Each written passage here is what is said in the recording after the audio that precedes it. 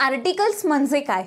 Articles छोटे शब्द आहेत जे नाम म्हणजे नाउनच्या अगोदर वापरले जातात, जेणेकरून आपल्याला त्या गोष्टीबद्दल थोडं अधिक समजते.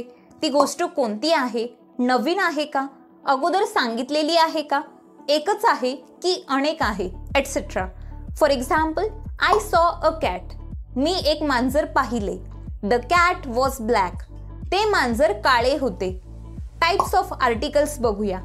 आर्टिकल्स दोन प्रकारचे असतात, indefinite articles and definite articles. Indefinite articles, indefinite म्हणजे निश्चित नसलेला किंवा पहिल्यांदा सांगितलेला. जेव्हा आपण एखाद्या गोष्टीबद्दल पहिल्यांदाच बोलतो किंवा ती कोणती हे ठरलेले नसते, तेव्हा आपण ए किंवा अँड वापरतो. एचा वापर कधी होतो?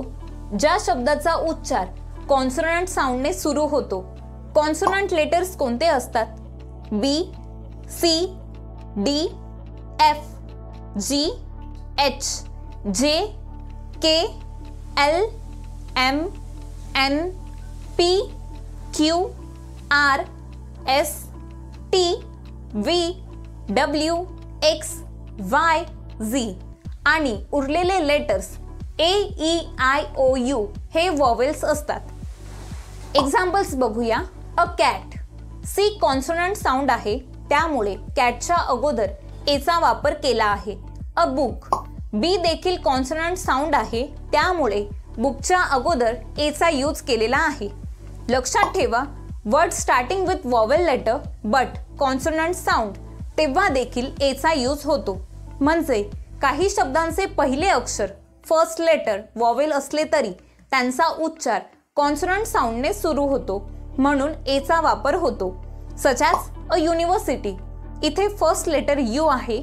यू हे वॉवेल असले तरी कॉन्सोनंट साऊंड आहे, त्यामुळे युनिव्हर्सिटी वर्डच्या अगोदर एचा यूज केला आहे. Next example, one time event. वनचा उच्चार डब्ल्यू ने सुरू होतो, त्यामुळे वन टाइम इव्हेंटच्या अगोदर एचा यूज होतो. अँडचा यूज कधी होतो हे पाहूया. जेव्हा एखाद्या वर्डची सुरुवात स्वर म्हणजे वॉवेल साऊंडने होते, तेव्हा आपण अँड वापरतो. ए, ई, आय, ओ, यू हे वॉवेल्स आहेत. म्हणजे जर शब्दाची सुरुवात या अक्षरांपैकी एकाने होत असेल तर अँड वापरतात. For example, an apple, an egg, an orange, an umbrella, an honest man.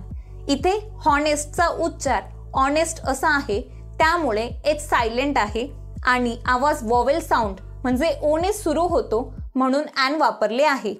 त्यामुळे लक्षात ठेवा, आर्टिकलचा वापर अक्षरावर नाही तर साऊंडवर डिपेंड असतो. नेक्स्ट बघूया डेफिनाइट आर्टिकल. द. द म्हणजे तो, ती, ते. जेव्हा आपण एखाद्या ठराविक गोष्टीबद्दल बोलतो, जेव्हा एकच गोष्ट जगात असते, जेव्हा कोणती गोष्ट विशिष्ट आहे, नद्या, पर्वत, समुद्र, वर्तमानपत्रे, जाती, देश किंवा लोकसमूह दर्शवताना, तेव्हा दचा यूज होतो. Such as the sun, the moon, the earth, the sky, the Ganga, the Himalayas, the Times of India, the Taj Mahal, this is the best book, he is the tallest boy in the class, etcetera. Articles a and the कुठे वापरायचे हे आपण व्यवस्थित पाहिले. आता बघूया articles कुठे वापरायचे नाही. फर्स्ट आहे plural common nouns. For example, dogs are friendly. इथे डॉग्स म्हणजे सर्व कुत्र्यांबद्दल बोलत आहे, म्हणून आर्टिकलचा यूज होणार नाही. नेक्स्ट आहे uncountable nouns. I drink water, she likes music. पाणी आपण मोजू शकत नाही, त्यामुळे इथे आर्टिकलचा यूज होणार नाही. नेक्स्ट आहे proper nouns. Ravi is my friend, Mumbai is a big city. येथे देखील आर्टिकलचा यूज होणार नाही. आजच्या टॉपिकची समरी बघूया. ए. कॉन्सोनंट साऊंडने सुरू होणाऱ्या सिंग्युलर नाउन सोबत, such as a boy, a car. And. Vowel साऊंडने सुरू होणाऱ्या सिंग्युलर नाउन सोबत, an apple, an hour. The. Definite ठराविक नाउन सोबत, द सन, द मून.